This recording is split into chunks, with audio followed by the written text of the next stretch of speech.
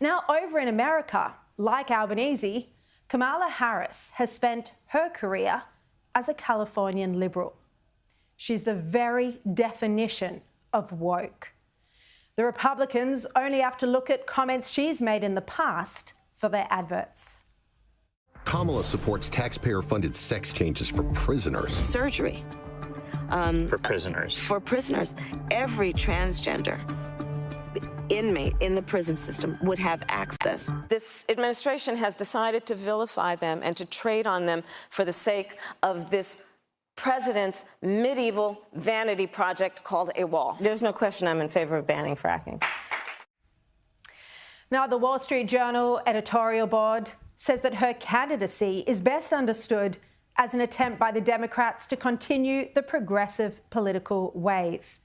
And that editorial describes the modern left's bloody-mindedness with its regulatory coercion, its cultural imperialism, its economic statism, and its desire to strip judicial independence. They say that Harris's progressive politics might be tolerable if Ms. Harris showed evidence on foreign affairs that she understands the world's current dangerous moment. Yet she defends the last 4 years as a security success, despite 2 wars, adversaries on the march, and the US Navy playing whack-a-missile in the Red Sea. And they also conclude that Kamala Harris is unprepared to deal with Xi or Vladimir Putin. And now even CNN has called Kamala Harris out for running different messages on Gaza and Israel in different states. In Michigan, which reportedly has the largest Arab population in America, here are Kamala Harris's adverts. What has happened in Gaza over the past 9 months is devastating. We cannot allow ourselves to become numb to the suffering, and I will not be silent. I won't be silent on the suffering. But then over in Pennsylvania, where Kamala is trying to win over Jewish voters, well, here's her message.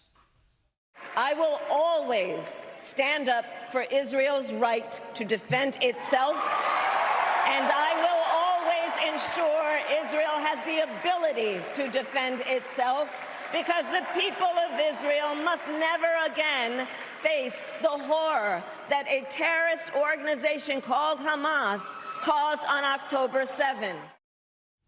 This is so appalling, these mixed messages, that even CNN criticised her over it. You have 2 entirely different constituencies, and they are getting 2 entirely different messages. If you are a Jewish person in Pennsylvania, you saw that ad that you're getting. You are getting that ad. If you're a Muslim voter in Michigan, you are getting that ad on Facebook that's talking about how she won't be silent on the issue of Gaza. Kamala Harris wants to be the president of the US, but her messages change depending on which battleground state you're in, depending on what you want to hear.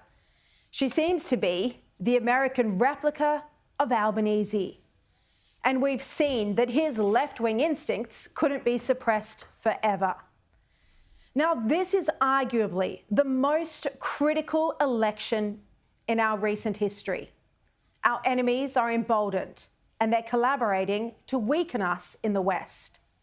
Only a strong leader of the free world can stop their assault on democracy and on Western civilization. And this can only be achieved through the Reagan model of peace through strength. This is the leadership that's needed right now.